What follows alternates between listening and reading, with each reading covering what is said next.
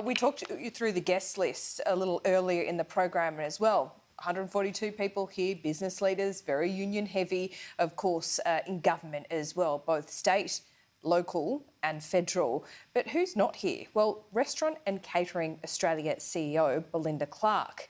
She joins us here on AM Agenda, so we're getting her involved. Belinda, great to see you. Good morning. I think it's staggering that you're not here. You represent, what, is it 55,000 businesses?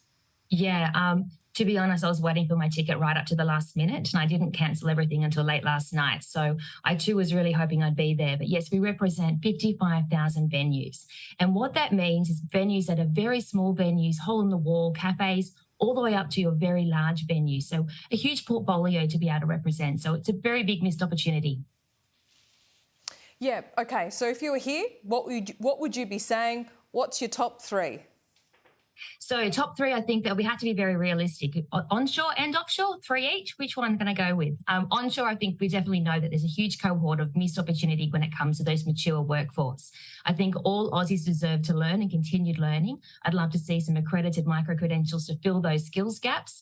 We've got 2.5 million retirees. 3% are working and 20% want to work. We don't want them to be penalised. I think in the industry of hospitality is a fantastic one when it looks at doing some short shifts, bring them back into the workforce. They've got lifelong skills. Let's bring them back. I think as well we need to be looking at the 250,000 single parents and also mums that really want to come back and work too, but there's no affordable childcare or no childcare at all. So I think that's a really good starting point, and I think we need to kind of kick it off there to get some instant changes. And then, of course, there's offshore, and I'm happy to talk about those too.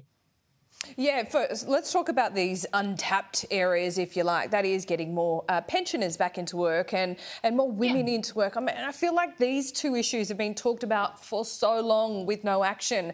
We've had today, Peter Dutton, the opposition leader, calling for pensioners to work. The Business Council saying they want to see more paid parental leave. You've had the farming sector, the National Farmers Federation, saying just get on with it. You know, who cares whose idea it was? Let's just do it.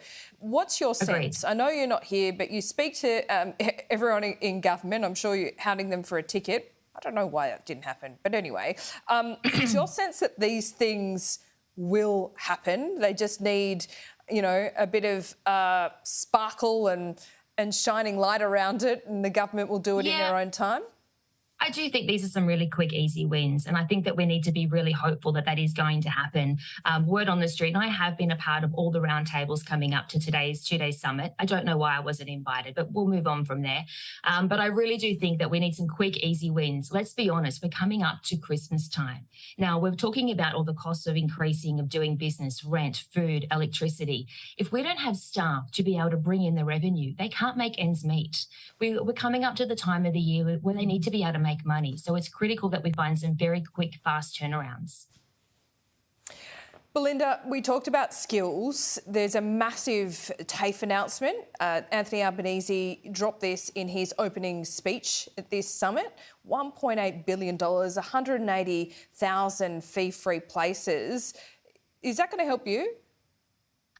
I think it's part of assistance. I would have loved to have also seen some support there when it comes to the private RTOs. I think that there's a huge amount of dropouts when it comes to apprenticeships and traineeships. There's been no change in the way that we deliver training. We really need to be looking at moving forward with better ways to deliver that training and getting the outcomes. It's very hard right now when you look at just often those apprenticeships are targeted to young. We need to also be looking at training and education for the mature age.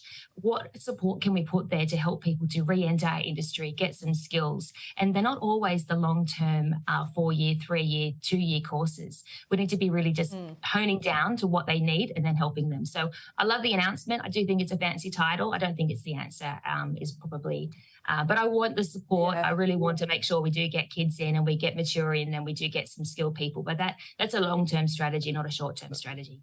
Belinda, before I let you go, it's not all about a skilled workforce, but I do appreciate that your sector is highly skilled, but it's about labour as well, an unskilled workforce. How much of that are the problems, if you can give us a percentage of, you know, what you need there?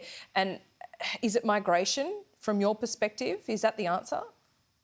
So So the top roles right now are actually front of house roles. They are barista, front of house staff, 10,000 front of house managers, wait staff. They're the top roles. Now, we do need some support from overseas. At the moment, none of those roles are available on the skills priority list. We need to be making it easier. We need to get people into the country to help us in those front of house roles to be able to continue working and operating, to be able to Right, climb, so you're help the saying economy. these traditional roles, front of house, what have they just not been seen as skills roles, and you saying now they need to be on the skills list?